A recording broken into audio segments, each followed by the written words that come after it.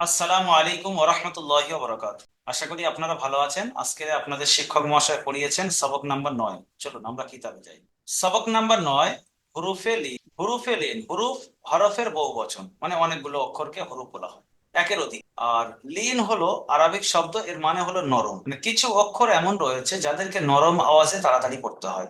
সেটা কোন সকলে কোন আকৃতিতে পড়তে হবে সেটার ব্যাপারে এখানে বিস্তারিত বর্ণনা করা হয়েছে। হরফের লিন দুটি, একটা হলো ওয়াওলিন আর একটা হলো ইয়ালিন। এই ওয়াওলিন ইয়ালিন আজকে আমরা সুন্দরভাবে বুঝে নেবো। ইয়ালিনের পড়া নিচে আছে, ইয়ালিনটা নিচে বুঝবো। এখন ওয়াওলিনটা আমরা বুঝে নিই, ওয়াওলিন কাকে বলে। যখন দেখবেন কোনো জায়গায় এরকম ওয়াও এসছে আর তার উপরে সাকিন আছে আর তার ডান দিকে কোনো যে কোনো অক্ষর হতে পারে, সেটা আলিফ থেকে ইয়া পর্যন্ত যে কোনো অক্ষর হতে পারে, যদি তার উপরে জাবার আসে তাহলে এই আকৃতিকে বলা হয় ওয়াওলিন। এইরকম আমরা একটা পড়েছিলাম যে ওয়াও সাকিন ডান দিকে পেশ থাকলে ওয়াও মাদ্দা, কিন্তু আজকের পড়ছি ওয়াও সাকিন ডান দিকে জাবার থাকলে ওয়াও লিন। এই ওয়াও লিনকে নরম আওয়াজে তাড়াতাড়ি পড়তে হয়, আর এই ওয়াও মাদ্দাকে একালি পরিমাণ টান দিয়ে পড়তে হয়। তাহলে ওয়াও লিন ওয়াও মাদ্দার মধ্যে পার্থক্যটা তাহলে কি? যদি আমি এখানে পার্থক্যটা দেখাই, এখানে দেখেন এটা ওয়াও লিন, ওয়াও সাকিনের ডান দিকে জাবার। আর এখানে দেখেন এটা ওয়াও সাকিনের ডান দিকে মনে করে নেন এটা বা আছে, বা যে কোনো অক্ষর হলো পেশ। তাহলে ওয়াও মাদ্দা আর ওয়াও লিন, দুটো পার্থক্য আমরা দেখতে পাচ্ছি। একটা হলো ওয়াও সাকিনের ডান দিকে জাবার থাকলে তাকে ওয়াও লিন বলে, ওয়াও সাকিনের ডান দিকে পেশ থাকলে তাকে ওয়াও মাদ্দা বলে। ওয়াও লিনকে নরম আওয়াজে তাড়াতাড়ি পড়তে হয়, 2 নম্বর পার্থক্য। আর ওয়াও মাদ্দাকে একালি পরিমাণ টান দিয়ে পড়তে হয়। তাহলে এই দুটো পার্থক্য ওয়াও লিন এবং ওয়াও মাদ্দার মধ্যে। ঠিক সেম পার্থক্য ইয়া মাদ্দা ইয়া লিনের মধ্যে হবে, সেটা এখন বোঝাবো না। এখন আমরা আশা করি আপনাদের ক্লাস টিচার এরকম ভাবেই বুঝিয়েছেন এবং আমিও সেরকম ভাবে বোঝানোর চেষ্টা করলাম। তাহলে সংজ্ঞা কি? ওয়াও সাকিনের ডান দিকে জাবাত থাকলে তাকে ওয়াও লিন বলে। হরুফে লিনকে সর্বদা নরম আওয়াজে তাড়াতাড়ি করতে হয়, টান দেওয়া নিষেধ, কোনোভাবে টান দেওয়া যাবে না। চলুন উদাহরণস্বরূপ আমি পড়িয়ে দিই আপনাদের। আপনাদের ক্লাস টিচার আপনাদের এক লাইন করে পড়িয়েছেন, আমি যেহেতু আপনারা এখানে নেই তো আমি পুরোটা আমি পড়ে দিচ্ছি। হামজা ওয়াও জাবার আউ, কোনো টান দিলাম না, নরম আওয়াজে তাড়াতাড়ি পড়লাম। বা ওয়াও জাবার বাউ, তা ওয়াও জাবার তাউ, সা ওয়াও জাবার সাউ, জিম ওয়াও জাবার যাও, হা ওয়াও জাবার হাউ, খ ওয়াও জাবার খাউ, দাল ওয়াও জাবার দাউ, জাল ওয়াও জাবার দাউ, র ওয়াও জাবার রৌ, সা ওয়াও জাবার যাও, সিন ওয়াও জাবার সাউ। অক্ষরের টান খেয়াল রাখবেন, একালিপ একালিপ টান দিচ্ছি, তিনালিপ তিনালিপ টান দিচ্ছি।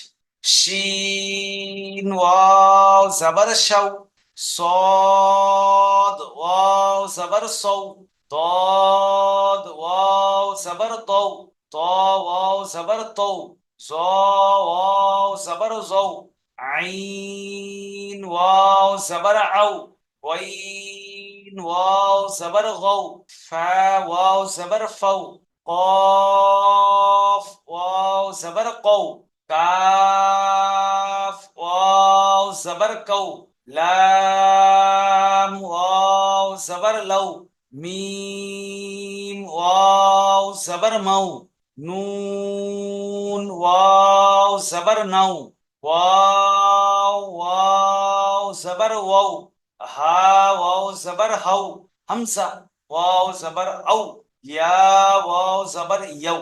এইরকম ভাবে ধীর স্থির ভাবে যে অক্ষরে যে কোয়ালিপ টান সেই কোয়ালিপ টেনে আপনি তারপরে যখন উচ্চারণ করবেন তখন আর টান দেবেন না, নরম আওয়াজে তাড়াতাড়ি পড়বেন। এখন অনুশীলনে ওয়াউলিনের অনুশীলন পড়বো। এখানে লেখা আছে কাউসারা, তা প্রথমটা ওয়াউলিন দেখতে পাচ্ছি, ওয়াও সাকিনের ডান দিকে জবাব। তাহলে আমরা বানান ইজরা করতে হয়, ইজরাটা প্রথমে মুখস্থ করে নেন।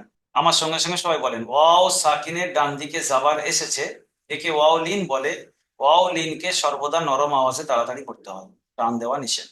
এই পড়াটা আপনি বারবার শুনে শুনে ইজরাটা মুখস্থ করে নেন। যত জায়গায় ওয়াউলিন দেখবেন ইজরাটা সেম করবেন, সব জায়গায় এক ইজরা হবে। এখন আমাদের পড়ার নিয়ম হলো, প্রথমে কি করবো? উচ্চারণ কাউসার। যদি উচ্চারণ না পারেন বানান করে উচ্চারণ তুলে নেবেন। কাফ ওয়াও জাবার কাউ, সা জাবার সা, কাউসা, র জাবার র, কাউসার। এরকম কেটে কেটে বানান করবেন, একসাথে সবগুলো বলে উচ্চারণ করবেন না, কেটে কেটে বানান করবেন। ওয়াও সাকিনের ডান দিকে জাবার এসেছে, একে ওয়াউলিন বলে। ওয়াউলিনকে সর্বদা নরম আওয়াজে তাড়াতাড়ি পড়তে হবে, টান দেওয়া নিষেধ। তার উপরে জাবার এসেছে, জাবারটি হলো হারাকাত, হারাকাতের পড়াকে তাড়াতাড়ি করতে হবে, টান দেওয়া নিষেধ। রর উপরে জাবার এসেছে, সেটাও হারাকাতের ইজরা, আমি বললাম না, আপনি করে নেবেন। লাস্টে যেমন বলে, যেমন কাউসার, হাউলা, হা ওয়াও জবর হাউ, লাম জবর লা, হাউলা।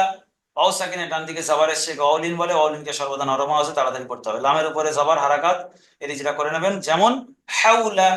সৌমু, صاد واو زبر صو، মিম পেশ মু, সৌমু। ওয়াও সাকিনের ডান দিকে জবর, একে ওয়াউলিন বলে, ওয়াউলিনকে সর্বদা নরম আওয়াজে তাড়াতাড়ি পড়তে হবে, টান দেওয়া নিষেধ। মিমের উপরে পেশ এসে হারাকাতের ইজরা, আপনি একা একা করে নেবেন। সৌমু, যেমন সৌমু। সাউফা, সিন ওয়াও জবর সৌ, ফা জবর ফা, সাউফা।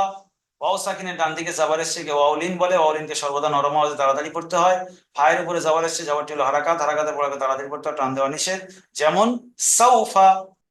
আচ্ছা, এখন আমরা পড়বো ইয়ালিন। ওয়াউলিন ইয়ালিন, দুটো লিন ছিল।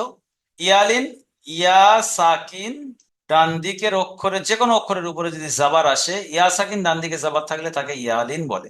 এরকম ইয়া সাকিনের আমরা একটা পড়া পড়ে এসেছিলাম, যে ইয়া সাকিন ডান দিকে যদি যে কোনো অক্ষর, মনে করে না যেমন নুন আছে, যদিও লেখাটা এরকম হবে না, নুনটা ইয়ার সাথে জুড়ে লেখা হবে, এরকম লেখা হবে। আচ্ছা, এটা কেটে দিই, যেরকম লেখা হবে সেরকম। তাহলে এখানে ইয়ার উপরে সাকিন, নুনের নিচে জের, এটা আমরা পড়ে এসেছি, যে ইয়া সাকিন ডান দিকে জের থাকলে তাকে ইয়া মাদ্দা বলে, আর ইয়া সাকিন ডান দিকে জাবার এসছে একে ইয়া লিন বলে। তাহলে ইয়া লিন আর ইয়া মাদ্দার মধ্যে কি পার্থক্য দেখছি? দুটো পার্থক্য। একটা হলো ইয়া সাকিন ডান দিকে জের থাকলে ইয়া মাদ্দা, ইয়া সাকিন ডান দিকে জাবার থাকলে ইয়া লিন, এক নম্বর হয়ে গেল। দু নম্বর পার্থক্য হলো ইয়া লিনকে সর্বদা নরম আওয়াজে তাড়াতাড়ি পড়তে হয়, আর ইয়া মাদ্দাকে একালি পরিমাণ টান দিয়ে পড়তে হয়। তাহলে এই দুটো পার্থক্য আপনি মুখস্থ করে নেবেন, প্রশ্ন পরীক্ষার প্রশ্ন এটাও হতে পারে, ইয়ালিন আর ওয়াউলিনের। আপনাদের ক্লাস টিচার আপনাদের এই বিষয়টা সুন্দরভাবে বুঝিয়েছেন, আমিও বুঝিয়ে দিলাম। তাহলে ইয়ালিনের পড়াটা পড়া যাবে ওই সেম ভাবে। হামজা ইয়া জাবার আই, বা ইয়া জাবার বাই, তা ইয়া জাবার তাই, সা ইয়া জাবার সাই, জিম ইয়া জাবার জাই, হা ইয়া জাবার হাই, খ ইয়া জাবার খই। নরম আওয়াজে তাড়াতাড়ি পড়তে হচ্ছে। দাল ইয়া জাবার দাই। তাহলে দালটা তিন আলিফ টান, ইয়াটা এক আলিফ টান, আমি টান দিলাম, তারপরে উচ্চারণ করার সময় আর টান দিলাম না, নরম আওয়াজে পড়লাম। জাল ইয়া জাবার জাই, র ইয়া জাবার রয়, জা ইয়া জাবার জাই, সিন ইয়া জাবার সাই, শিন ইয়া জাবার শাই, صاد ইয়া জাবার সই, তদ ইয়া জাবার দই, ত ইয়া জাবার তই, জ ইয়া জাবার জই, আইন ইয়া জাবার আই, গইন ইয়া জাবার গই, ফা ইয়া জাবার ফাই, কফ ইয়া জাবার কই, কাফ ইয়া জাবার কাই, লাম ইয়া জাবার লাই, মিম ইয়া জাবার মাই, নুন ইয়া জাবার নাই, ওয়াও ইয়া জাবার ওয়াই, হা ইয়া জাবার হাই, হামজা ইয়া জাবার আই, ইয়া জাবার ইয়াই। এই যে আমি পড়লাম ইয়ালিনের পড়াটা, সুন্দরভাবে আপনি এরকম সব পড়াটা 5 বার পড়বেন, সুন্দরভাবে আপনি মুখস্থ করে নেবেন। তারপরে অনুশীলনে আসবেন। অনুশীলনে আসার পরে আপনি ইজরাটা মুখস্থ করে নেবেন, যে ইয়া সাকিনের ডান দিকে জাবার এসেছে একে ইয়ালিন বলে, ইয়ালিনকে সর্বদা নরম আওয়াজে তাড়াতাড়ি করতে হবে, টান দেওয়া নিষেধ। যেরকম আমরা ওয়াও লিনের ইজরা করেছি, সেরকম ইয়ালিনের ওয়াও সাকিনের ডান দিকে জাবার বলেছি, এখানে ইয়া সাকিনের ডান দিকে জাবার, একে ইয়ালিন বলে। ইয়ালিনকে সর্বদা নরম আওয়াজে তাড়াতাড়ি পড়তে হয়, টান দেওয়া নিষেধ। এই ইজরাটা আপনি মুখস্থ করে নিয়ে সব জায়গায় আপনি একই ইজরা করবেন, যেখানে যেখানে ইয়া সাকিন ডান দিকে জাবার আসবে। চলেন আমরা অনুশীলনটা পড়ে নিই। আইনা, হামজা ইয়া জাবার আই, নুন জাবার না, আইনা। ইয়া সাকিনের ডান দিকে জাবার এসেছে, একে ইয়ালিন বলে।